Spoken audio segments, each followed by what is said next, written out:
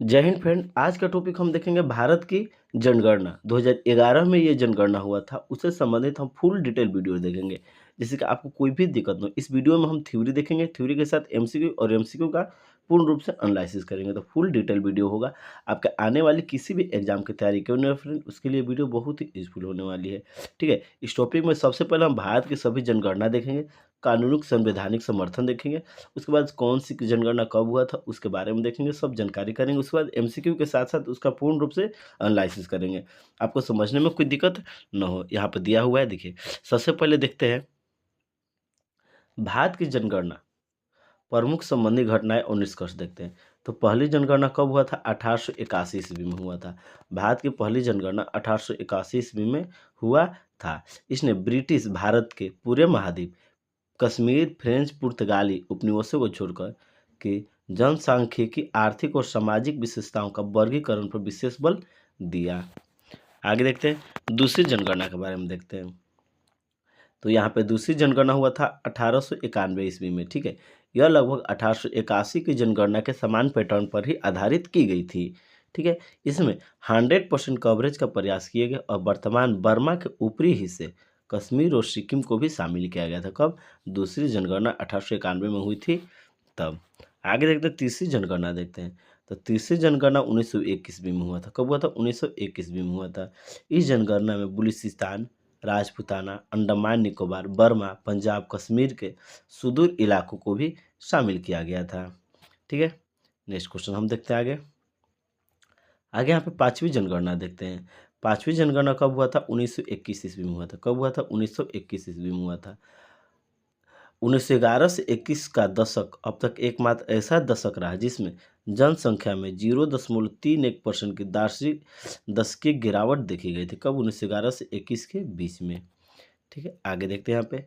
यह दशक था जब वर्ष 1918 में फ्लू महामारी का प्रकोप से फैला हुआ था, जिसमें कम से कम 12 मिलियन लोगों की जान गई थी। ठीक है, भारत की जनसंख्या 1921 की जनगणना तक लगातार बढ़ रही थी और 1921 की जनगणना के बाद यह वृद्धि जारी है।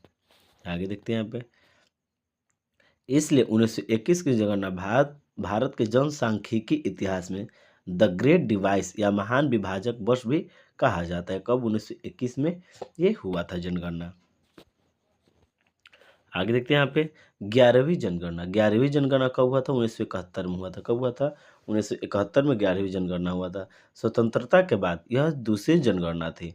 इसने वर्तमान में विवाहित महिलाओं को प्रजनन क्षमता के बारे में जानकारी के लिए एक प्रश्न छोड़ा। ठीक है, आगे देखते हैं यहाँ पे 13वीं जनगणना के बारे में देखते हैं। 13वीं जनगणना 1991 ईस्वी में हुआ था। कब? 1991 में। यह स्वतंत्र भारत की पांचवी जनगणना थी। क्वेश्चन पूछेगा स्वतंत्र भारत की पांचवी जनगणना को 13वीं जनगणना जबकि 1991 ईस्वी में हुआ था। इस जनगणना में साक्षरता के अवधान को बदल दिया गया और 7+ आयु के वर्ग के बच्चों को साक्षर माना गया। ठीक है, ध्यान रखिएगा इसमें। आप देखते हैं 14वीं जनगणना। 14वीं जनगणना 2001 ईस्वी में हुआ था। इसमें प्रौद्योगिकी के मोर्चे पर एक बड़ी छलांग लगाई गई। चरणों के शेड्यूल को हाई स्पीड स्कैनर के माध्यम से स्कैन किया गया था और शेड्यूल को हस्तलिखित डेटा को इंटेलिजेंट कैरेक्टर रीडिंग के माध्यम से डिजिटल रूप में परिवर्तित किया गया था। ठीक है, ध्यान रखिएगा। आगे देखते हैं इसके बारे में और दिया यहाँ पे। एक आईसीआर छवि फाइलों का हस्तलेखन को कैप्चर करती है। यह ऑप्टिकल कैरेक्टर रिकॉग्निशन तकनीक का एक उन्नत संस्करण है जिसमें मुद्रित वर्ग कैप्चर किए जाते हैं।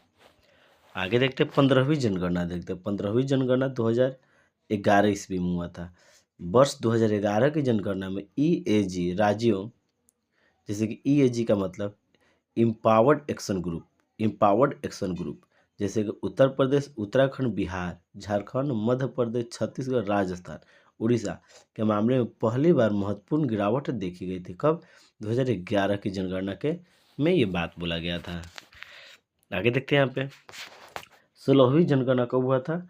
2021 में हुआ था। 16वीं जनगणना 2021 में हुआ था। इसमें देखते हैं जनगणना 2021 को कोविड-19 का महामारी के प्रकोप के कारण स्थगित कर दिया गया था। हालांकि यह पहली डिजिटल जनगणना होगी जिसमें स्वगणना का भी प्रावधान होगा।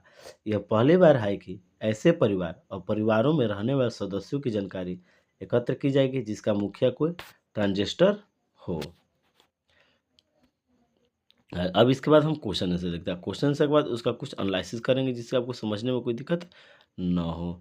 चलिए तो हम देखते हैं आज का फर्स्ट क्वेश्चन से। अगर वीडियो अच्छी लगी तो लाइक सब्सक्राइब जरूर करेंगे फ्रेंड। चलिए यहाँ पर देखते हैं हम क्वेश्चन। यहाँ पे क्वेश्चन क्या है कि भारत की जनगणना की शुरुआत कब हुई थी। भारत की जनगणना की शुरुआत तो 1872 ईस्वी में हुआ था। कब? 1872 ईस्वी में। ऑप्शन नंबर बी, यह भारत की जनगणना की शुरुआत किया गया था। इसके बारे में अब हम देखते हैं। यहाँ पे देखते हैं यहाँ पे दिया है कानून संवैधानिक समर्थन। जनगणना जनगणना अधिनियम 1948 के प्रावधानों के अंतर्गत आयोजित की जाती है। इस अधिनियम का विधेयक भारत के तत्कालीन गृह मंत्री सरदार वल्लभ भाई पटेल द्वारा प्रस्तुत किया गया था। भारतीय संविधान का अनुच्छेद 246 के अंतर्गत जनगणना का एक संघ विषय है।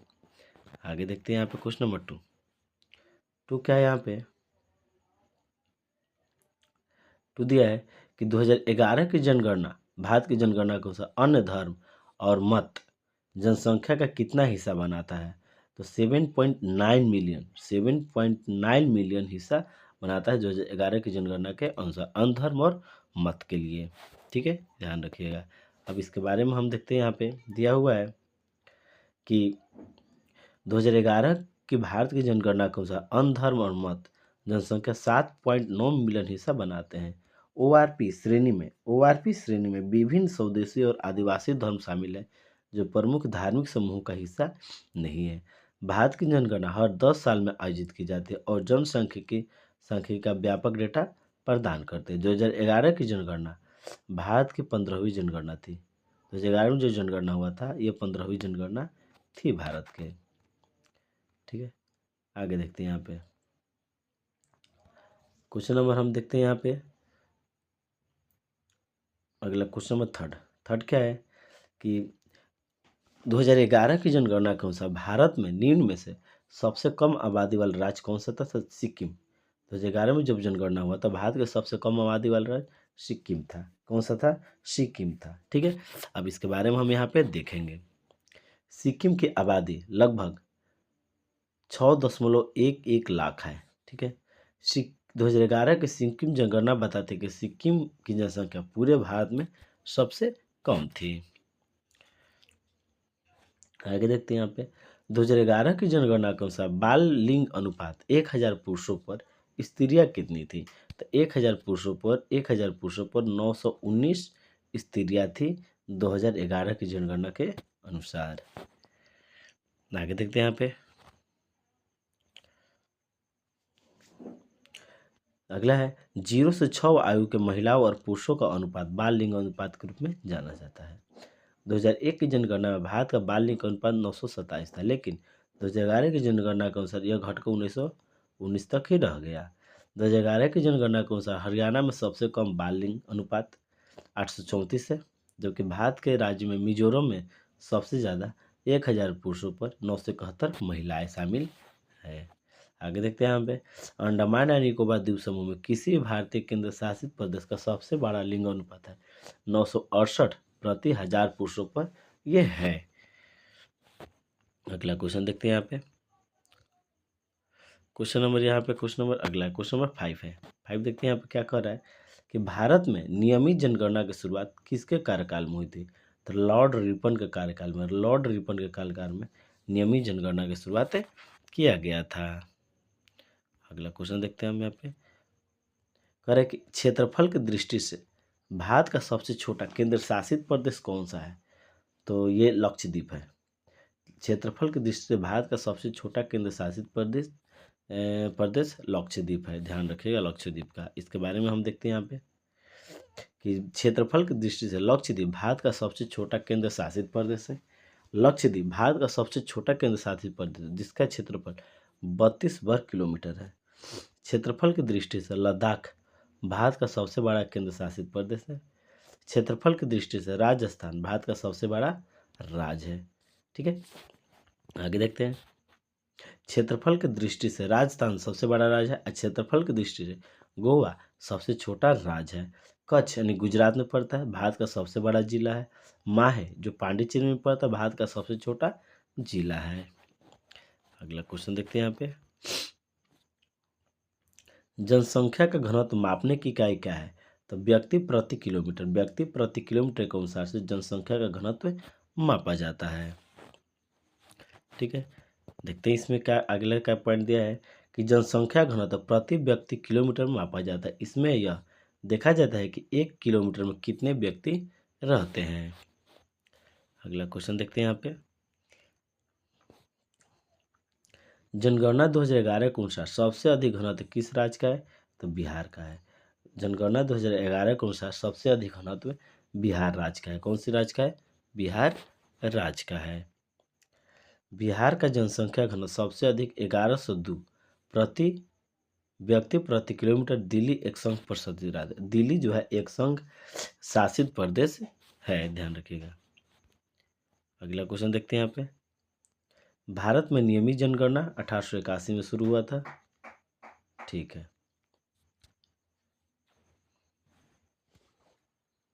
आगे देखते हैं अगला क्वेश्चन, क्वेश्चन नंबर 10, वर्ष 2011 की जनगणना का मुख्य विषय क्या है? यानी कि 2011 की जनगणना हुआ था उसका थीम क्या है? तो उसका थीम है जन भागीदारी के जन कल्याण, जन भागीदारी के जन कल्याण। ये 2011 की जनगणना का ये थीम था, ध्यान रखिएगा। अगला क्वेश्चन देखते हैं यहाँ पे, क्वेश्चन नंबर 11, बजट 2021-22 में देश की पहली डिजिटल जनगणना हेतु कितनी धनराशि आवंटित की गई थी? तो 3768 करोड़ रुपया ये धनराशि आवंटित की गई थी 2000 बजट 2021-22 के अनुसार, पहली डिजिटल जनगणना, ध्यान रखिएगा। तो आज के लिए इतना ही फ्रेंड, वीडियो अच्छा लगा कैसा लगा लाइक कमेंट करेंगे। आज के लिए इतना ही, धन्यवाद।